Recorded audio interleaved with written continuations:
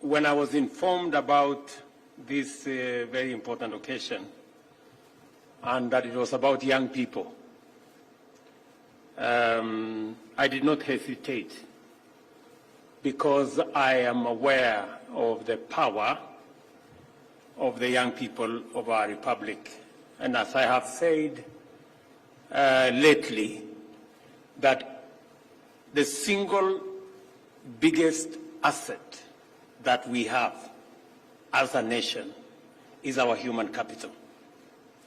That human capital is 75% young, and therefore the single biggest resource is our human capital represented by our young people.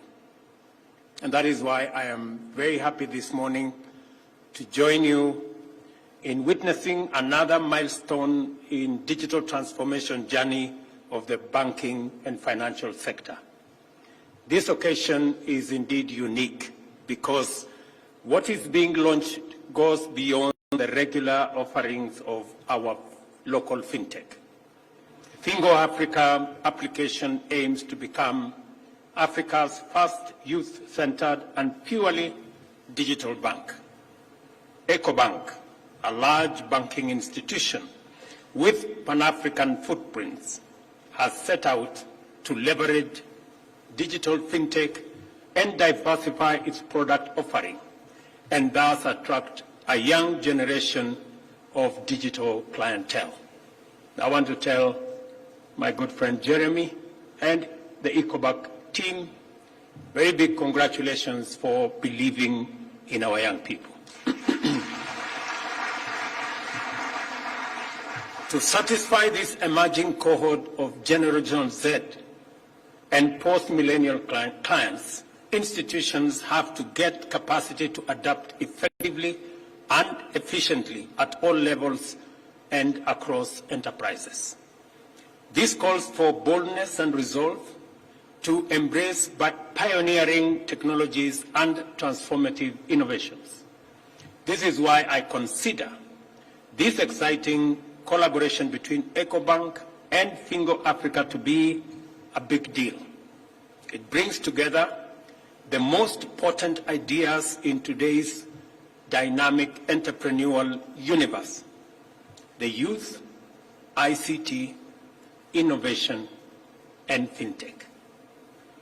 That is one hell of a powerful collabo. And I want to congratulate Kiru, James, Ian, Gitari. Please stand up so that we can appreciate you.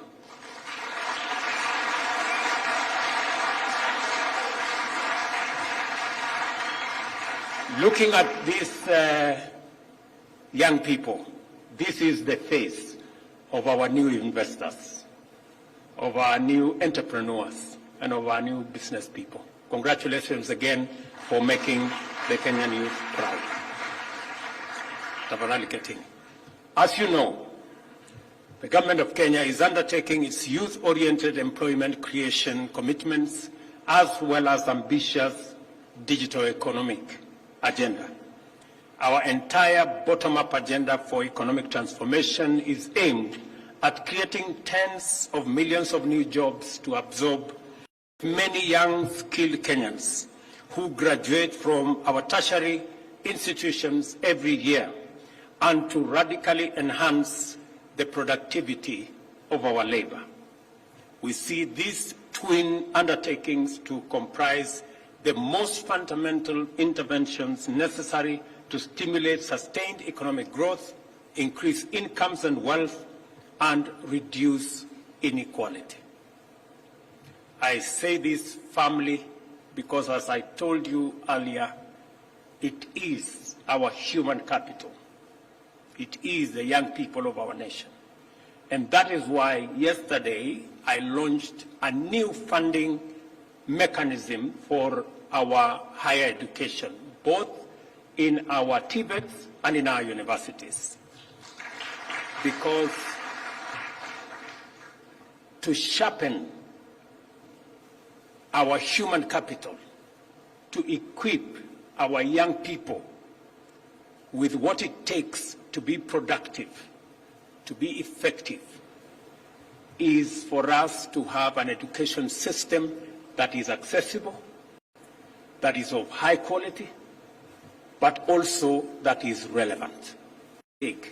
That because I consider human capital and our young people as the biggest asset that we have as a nation, it is important for government to deploy adequate resources to make sure that our young people get relevant, quality, accessible training and education. And that is the purpose of the program and the new funding model that I launched yesterday, that is going to not only increase the amount of money available for the training and teaching and education of our young people, but it is going to be predictable and it is going to be timely. Let me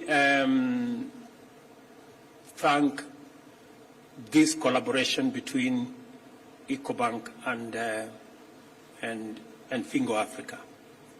The job creation mandate that we have falls upon every pillar of our transformation agenda, with special focus on the digital superhighway and creative economy, the MSME transformation, agriculture and agro-industrial value chains, and the affordable housing program. We have an ambitious program, the digital superhighway and creative economy agenda, aimed at developing 100,000 kilometers of fiber optic infrastructure to connect learning institutions, government institutions, health facilities, even up to every ward in the Republic of Kenya. This initiative will facilitate the creation of 25,000 free public hotspots, 1,450 digital innovation hubs, and the connection of over 40,000 learning institutions across the country. We are rolling out this digital infrastructure because, as was said ably by my good brother there, technology is going to leapfrog our continent into the future. And to be able to make it possible for millions of young people to use technology, it is necessary for us to provide the infrastructure, the digital infrastructure, access to the internet that will make it easy and possible for millions of young people to access opportunity, to do business. It is very important for Kiru and his team that there is a robust infrastructure of digital infrastructure across the country for his business to make sense. And that is why we are deploying this one pillar of the bottom-up economic transformation agenda as a digital superhighway. I have seen the ministry is running with it. The whole of government is focused on it. And as you are all aware, we did undertake that we are going to move government to the digital space. 6 months ago, we had only 320 government services available in the digital space. Today, we have 3,000, and I am committed that by next month, I am informed by both the Ministry of ICT and the Ministry of Interior that we will have 5,000 services by 30th of May, and by the end of this year, all government services will be available online.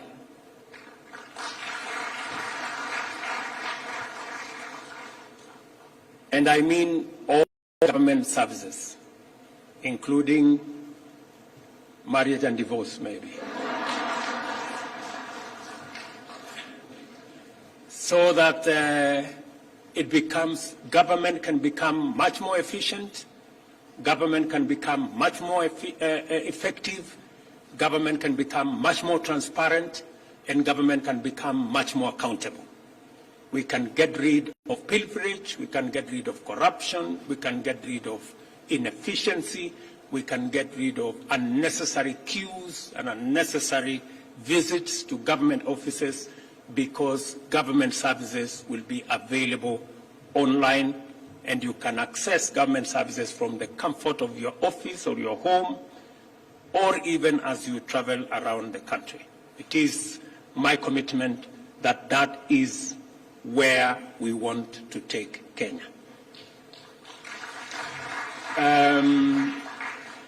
Additionally, apart from laying the digital infrastructure around the country, I think we are in the process of concluding the production of mobile phones that are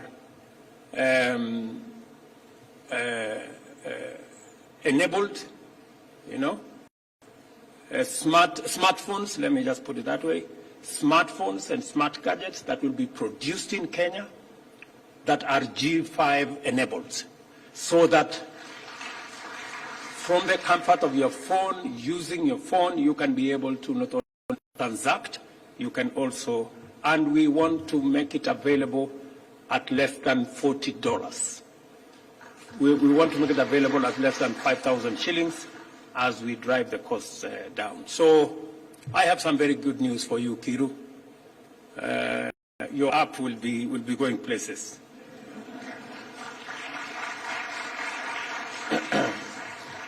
I am very happy that you mentioned two things.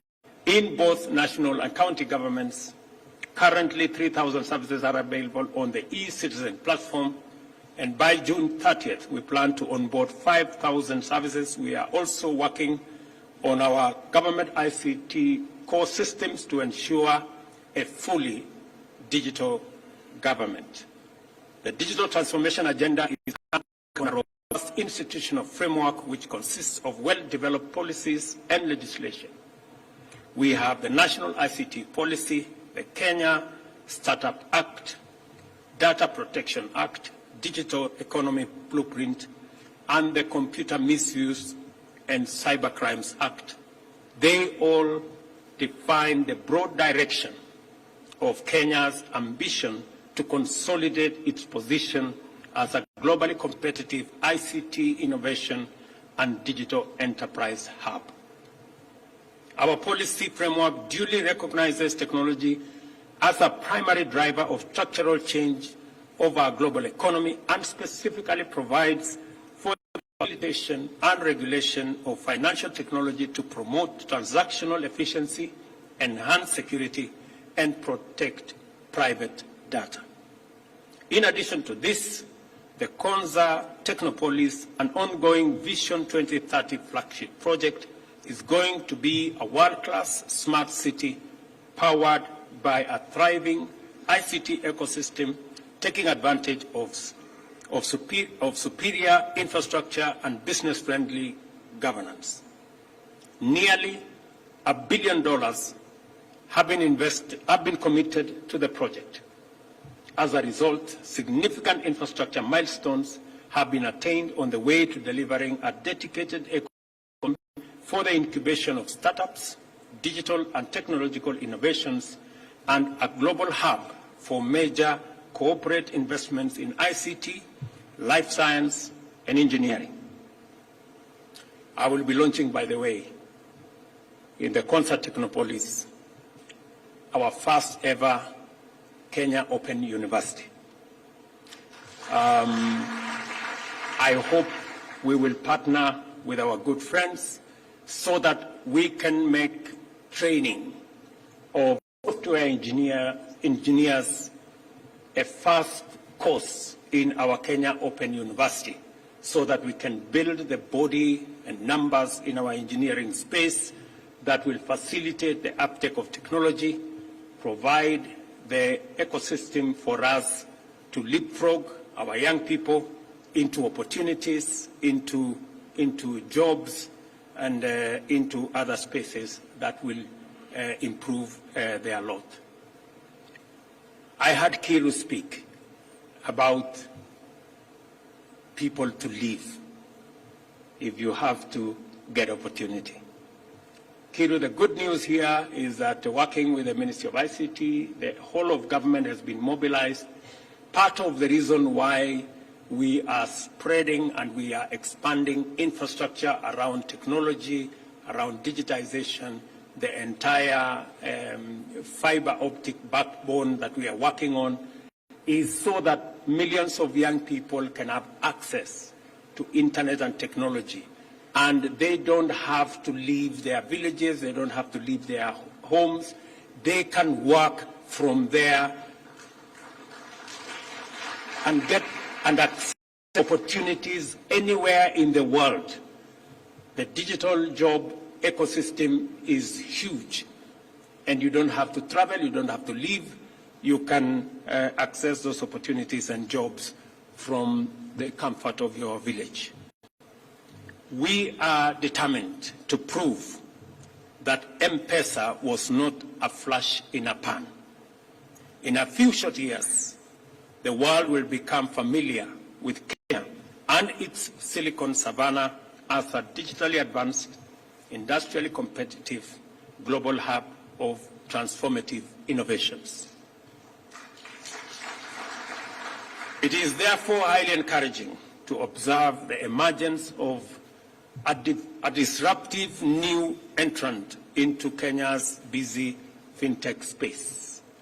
ICTs, especially fintech, have become embedded in Kenyan transactional culture. Our younger generations, who form the overwhelming majority of our population, are extremely agile in the digital universe and take the possibilities of transactional ICTs for granted. In other words, we are a ripe market for appropriate fintechs to thrive in. Although we are here to launch a digital banking application, this is also a story about our collective determination to define the future we wish to live in.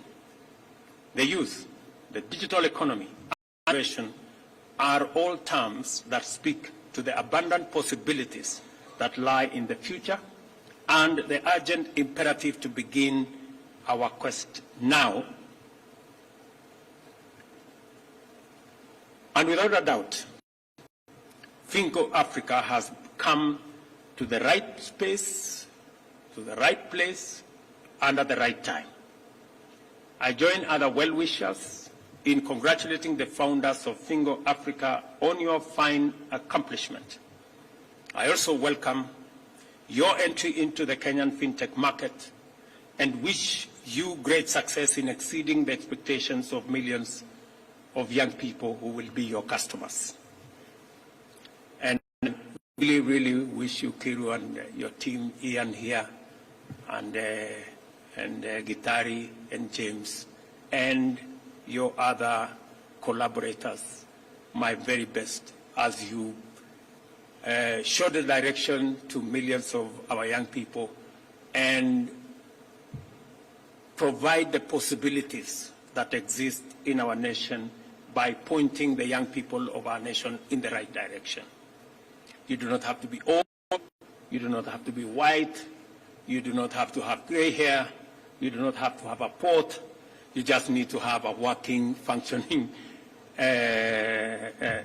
mind to be able to get the possibilities of our time.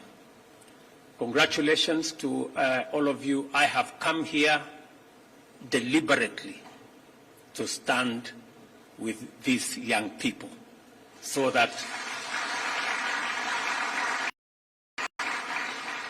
fellow young people in the Republic of Kenya can appreciate the possibilities that exist and can look beyond the challenges that we have and look at the possibilities that exist in our country, in our continent, and globally.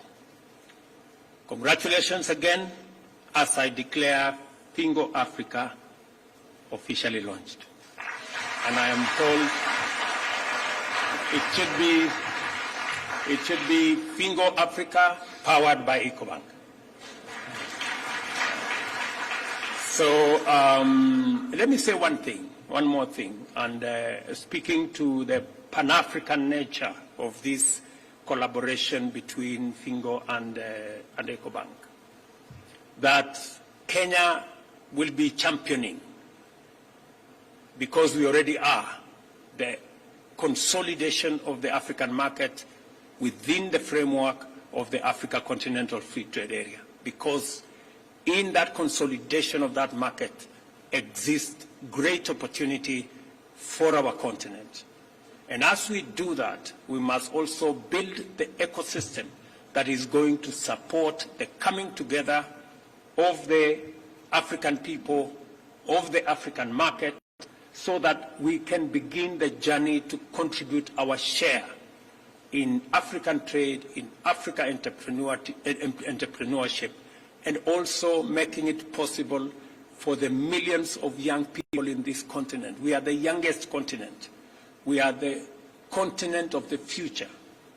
As was said here ably, by 2050, a quarter of the world's population will be living in this continent. And we need to work towards ensuring that the youngest continent with the most creative, innovative labor force provides opportunities for the future. And I have told the Ministry of Finance that Kenya will lead the way in supporting enterprises, medium and small entrepreneurs. Ensure that we also support the possibility and the current drive towards having a Pan-African payment system, so that we can be able to trade, we can be able to transact in the African continent irrespective of the currencies of every country. It should be possible for us to do this, to sell, trade with African countries without minding whether this is their currency or that is their currency. That is the possibility that the Pan-African payment system gives us, and Kenya will champion so that we can eliminate the roadblocks and the hurdles that our business people and our entrepreneurs undergo when they try to trade across boundaries. And the Ministry of Waziri, you know my take, and you know what you have to do with all the other stakeholders. So again, congratulations to all of you. I wish you the very best, and I look forward to working with the young people of our nation, especially in this technology.